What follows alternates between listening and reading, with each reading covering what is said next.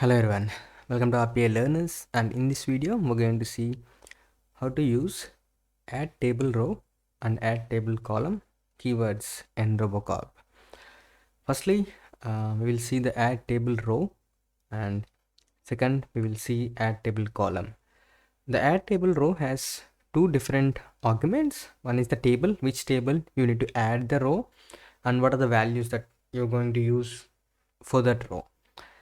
And if you want to add a new column to the existing table, then there are three different arguments. One is the table, which table to modify, and the second one is the name, what is the name of the new column that we are going to add, and the third is the values, what is the values that you're going to provide to that new column. There are two different ways that you can provide values to the column: a static value that return for the entire column of how many rows it has, or if you can create a list of values that it will take for the different rows in the table. And let's go ahead and see how we can use them in Robocorp. This is the last video that we created a table. I'm using the same, and we have a table with the column names of first name, F name, and the S name. Now let me try to add a row here. For that I'm using add table row, and if you see here, it asking me for a data table or a table which is DT. Then I can mention values of it.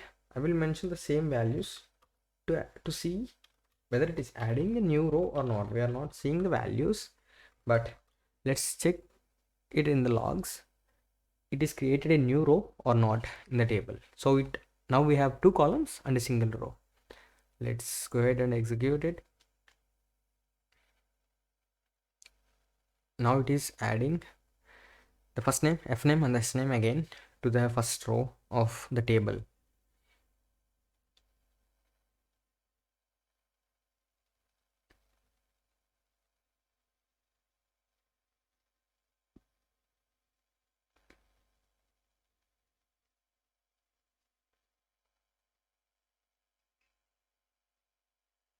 Now it is completed. Let's go ahead and check the execution log in the demo. If you see here, we have a list of first name and S name, and before that, if you see here, we have two column names and 0 rows. After we are using the add table row, it appends rows to a table, and if you see the log after that, we have two columns as it is, and we have one row here. So it is adding a row to that particular table. Now let's go ahead and see how to use add column. So if you use add table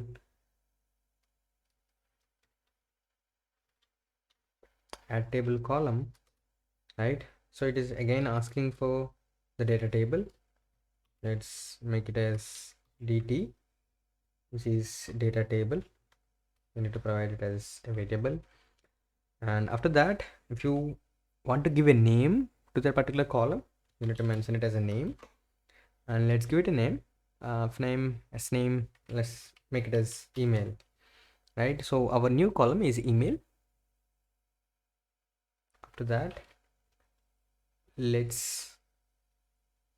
can add values or you can ignore it. It is an optional value. Let's not add any values. Let's see whether it is adding a new column or not. Let's try to execute this, and it need to add a new column which is named email to the existing values. So let's go ahead here and let's refresh the execution log. If you come down, if you see here, we have only two columns, which is F name and the S name. Here it is appending a column to a table. Now we are appending another column, so we have three values. And what is this? Name, email. Okay, so let's not give this one name as email, right? Let's save this and let's try to execute it again and see the values. And we don't give any double quotes while working in Robocorp.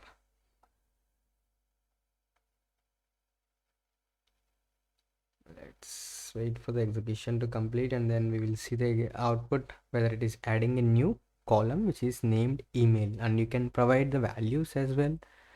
And okay, so this is the issue. I am mentioned a colon, we need to mention it as equal to, right? And let's make it as equal to. Let's save this and let's check the log.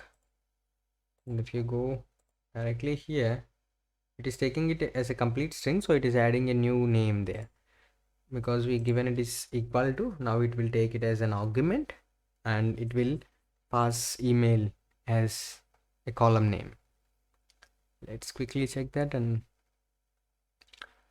this is how you can add a new row or a new column to the existing table that you are already using. And this is helpful when you are writing some status or something like that to the existing table in order to check whether it is passed or not. If you see here, the email column is added successfully. And that's it for this video.